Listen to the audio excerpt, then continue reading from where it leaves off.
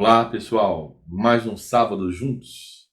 Hoje com perguntas e respostas depois da Covid. Isso mesmo.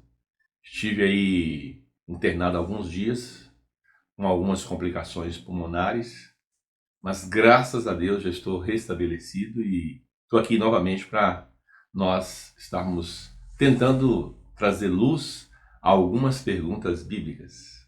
E hoje o quadro está muito interessante e tem perguntas assim inéditas.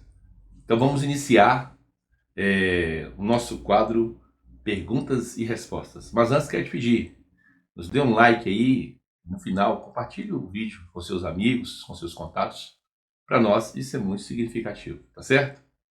Primeira pergunta é do Júnior Eliezer. Júnior Eliezer, muitíssimo obrigado pela sua pergunta.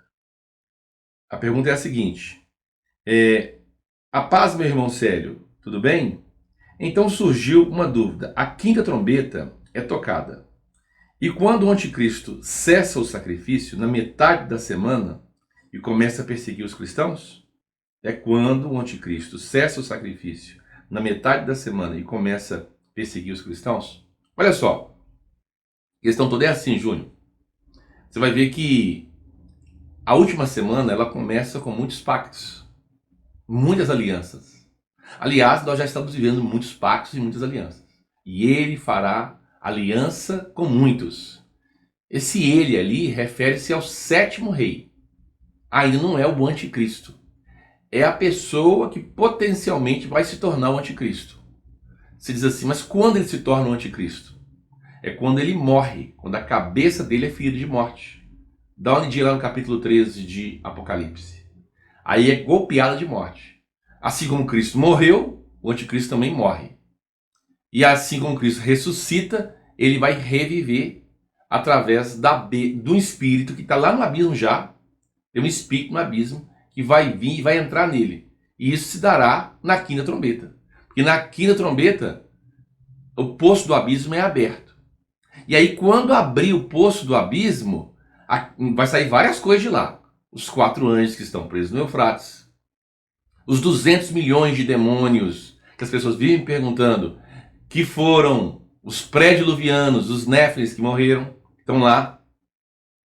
Vai sair do abismo também esse espírito, Apolion, né? Sairá de lá e vai entrar no anticristo. Ou melhor, no sétimo rei. E aí o sétimo rei, ele se torna o anticristo. Tipo assim, é como se fosse outra pessoa. Quem fez a aliança foi o sétimo. Mas quem quebra a aliança é o oitavo, de acordo com Apocalipse 17. Ele é do sétimo, ele é o oitavo, mas procede do 7. Isso aí eu vou explicar numa outra hora. Mas veja bem, então o ponto é o seguinte: aí sim, ele começa a perseguir cristãos e judeus. Né? Porque a mulher do capítulo 12, ela representa 2 alianças. São aqueles que guardam os mandamentos de Deus, judeus. E tem o testemunho de Cristo. Lê lá Apocalipse 12, 17. E ela vai para o deserto. Né? E esse deserto, a Bíblia fala onde é esse lugar também. Vou responder em um outro vídeo, eu vou falar sobre esse local. Tá certo? Bom, a segunda pergunta. Pastor, o homem é o cabeça. Tá. Uma mulher que não tem marido e vive só de obediência à palavra e adoração ao Todo-Poderoso, não precisa honrar a cabeça de nenhum humano. Certo? Isso mesmo? É da Esther Lopes. Esther, se você ler o capítulo 11 de 2 Coríntios, está falando sobre governo. Veja bem, quanto à vida, o filho e o pai são iguais. Quanto à vida, o homem e a mulher são iguais. Mas quanto a governo, o filho é uma expressão de submissão e o pai uma expressão de autoridade. Quanto a governo, o homem deve submeter a Cristo. Aí vai vir na sequência. Quanto a governo, o varão, lá é varão a palavra, não é marido. Então, todo varão, quanto a governo de Deus, ele é o cabeça da mulher. Onde tiver o governo de Deus, pode ter certeza. Se tiver um varão ali, ele é o cabeça da mulher. Ou pelo menos deveria ser. É só ler Coríntios capítulo 11, você vai ver lá que tem essa questão de governo. Né? Então, Deus não faz acepção de pessoas, todos são iguais. Mas é quanto à vida. E a quanto ao governo? Não, quanto ao governo é diferente. Né? Tanto o filho. Ah, o filho é Deus. É Deus. O pai é Deus. É Deus. Né? O filho não usurpou o ser igual a Deus, né? Mas, então, porque ele se esvaziou daquela condição. Ele é Deus. Porque Deus são três pessoas. Né? O Deus são três pessoas. Mas, guarde bem isso. Quanto ao governo, muda. Então, se você não tem marido, na igreja tem governo. Lá tem varão. E o varão, na questão do governo, a mulher deve se submeter. Isso é um princípio bíblico. Ah, em outro lugar não é assim. Bom, eu estou falando que a Bíblia diz. Somente tenha um compromisso em dizer o que a Bíblia diz. Né? Então, pode pesquisar a palavra ali, é varão, não é marido. Terceira pergunta é a pergunta do Samuel Diniz. As primícias irão ressuscitar. E nós veremos? Bom, como eu tenho sempre dito, primícias é um número muito pequeno de cristãos. Mas muito pequeno. Pra você ter uma ideia, você vai numa lavoura onde tem laranja, uma imensa lavoura, você vai encontrar as primícias, você vai encontrar pouquíssimas laranjas maduras. Você vai ver uns pontos assim, ó, um ali, outro ali, amarelo, que lá são as primícias daquela colheita. Então, como nós não temos olhos biônicos, né? Talvez alguma pessoa que estiver próxima de alguém que for arrebatado naquele momento pode ver acontecer alguma coisa. Mas isso não vai ser um conhecimento público. Tá certo? Então, as pessoas falam sobre arrebatamento. Ah, então tem dois arrebatamentos, pastor? Igual ele perguntou aqui. Deixa eu fazer uma pergunta. No milênio, vai ter governo do Senhor? De acordo com Zacarias 14, 16? 8, 23? Vai ter o governo de acordo com Atos 15? Né? O tabernáculo de Davi vai ser restaurado? Vai. Vai morrer pessoas? Vai morrer, porque lá diz que uma pessoa com 100 anos, se morrer, ainda é jovem. Isaías fala sobre isso. E as pessoas vão ressuscitar? Ou todos que morrem no milênio vão direto para o inferno? Pessoas colocam. Primeira ressurreição, gente, é um período. Primeira ressurreição é um período que inicia com as primícias e vai até quase o final do milênio. A segunda ressurreição é depois do milênio. Então, é um período. É igual a vinda de Cristo. A vinda de Cristo inicia com as primícias, mas Cristo continua lá, assentado no trono. Porque as primícias vão encontrar com ele no trono. Ah, mas como é que você pode dizer que iniciou a vinda de Cristo? Porque ele terminou a sua obra de sumo sacerdote. Tá vendo? Agora ele vai iniciar a sua função como rei. Aí iniciou a vinda de Cristo. Agora, Cristo aparecendo para todo olho ver, vindo sobre as nuvens, é exatamente no final da grande tribulação, quando tocar a última trombeta. Ninguém tem dúvida disso. Tá certo? Então, acho que respondi a pergunta do Samuel. Pastor, obrigado por mais um ensino. Como esses nefes fizeram para sobreviver depois do dilúvio? Para continuar corrompendo a terra? Eles estavam onde? No céu? Não, veja bem. Os anjos, tem que ter três classes de pessoas aqui. Quando fala dos nefilins, pais, que tem nefilins pais e tem nefilins filhos. Pastor, me mostra isso. Mostra. Se você ler Números no original, capítulo 13, versículo 33. Lá vimos os néfilis, filhos dos néfilis. É porque é os pais e os filhos. Então os néfilis pais são os 200 anjos. Guarde bem isso. Os 200 anjos que fizeram um pacto no Monte Hermon e que já estão presos. Em Judas vai falar sobre isso. Em 2 Pedro vai falar sobre isso. Eles estão presos. Mas teve outros anjos, juntamente com Satanás, que se rebelaram. Esses outros anjos, juntamente com Satanás, se rebelaram, eles sempre estiveram nos ares, no céu. Efésios 2:2, 6:12. Ok. Quando teve o dilúvio, eles estavam no céu. Eles não foram afetados pelo dilúvio. Mas os néfilis foram. Como? E por quê? Porque eles abandonaram o seu estado original.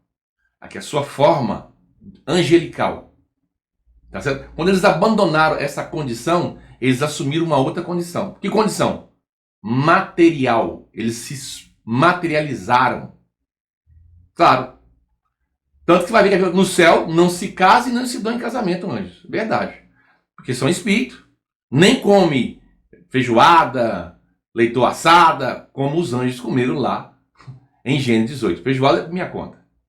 Então veja bem, mas aí eles abandonaram aquela condição. Quando eles abandonaram, eles se submeteram a uma condição onde o dilúvio, e teve uma batalha, com certeza, eles foram afetados.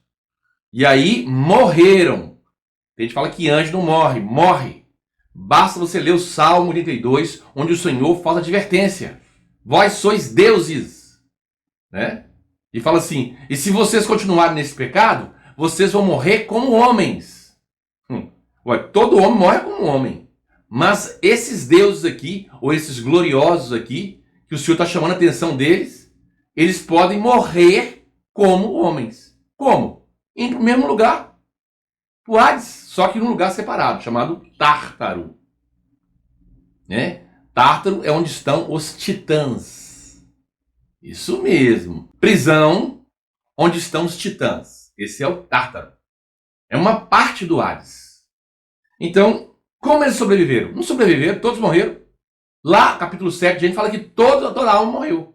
Só que as pessoas esquecem que depois Satanás ainda tentou.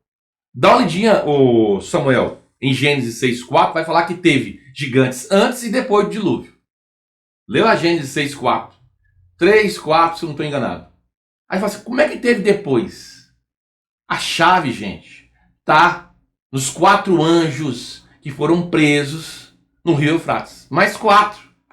Você vê lá o capítulo 9, fala, mas por que esses anjos estão presos? Eles fizeram alguma coisa. Porque se for para prender anjo, quantos anjos caídos que estão soltos nos ares? O que eles fizeram é tão grave que eles ficaram presos como os outros anjos. Que outros, pastor? Aqueles 200. E aí eles, antes de serem presos, eles disseminaram na região de Canaã. Você vai ver lá, capítulo 3, lá de Deuteronômio, 14, lá fala de Arba, né? De Josué, capítulo 15 de Josué, fala de Arba, pai dos Anaquins, pai de Anak, né? Você vê o Sumério falando dos Anunnakis, aqueles que desceram do céu, claramente, né? E esse Arba aí é o mesmo Odin, é o pai dos Vikings, né?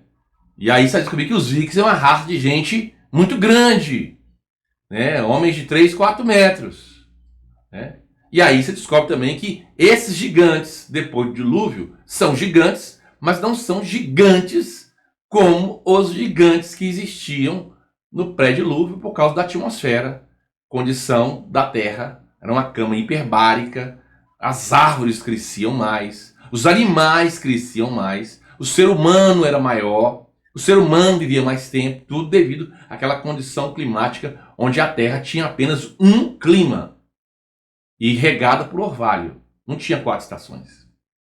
Tudo isso favorecia o desenvolvimento da vida no planeta. Eu vou fazer um vídeo sobre isso. Eu tenho um vídeo, vou fazer outro. Acho que respondi a sua pergunta, ô Marília Costa.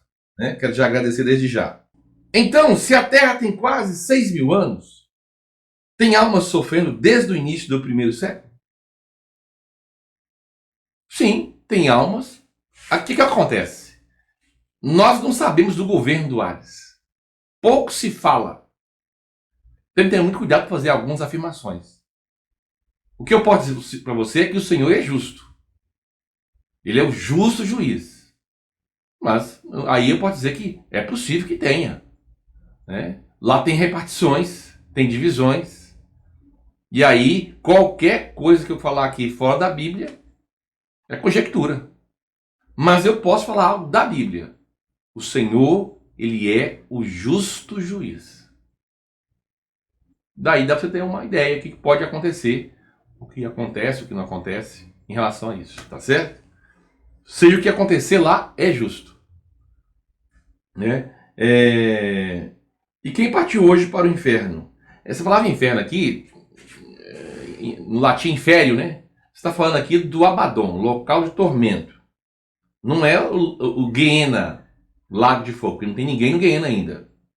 Quem partiu hoje e Jesus voltar, hoje, essa pessoa tem menos tempo de sofrimento que o outro, vivendo lá há mais de 5.000 anos? Não, porque quando Cristo voltar, quem estiver no Abaddon vai continuar no Abaddon. Veja bem, Marci só sai do Abaddon no juízo final. Dá uma olhadinha lá em Apocalipse capítulo 20. Lá fala, deu Hades os seus. Aí lá é a segunda ressurreição. É uma ressurreição vergonhosa, né? Daniel fala também dessa ressurreição.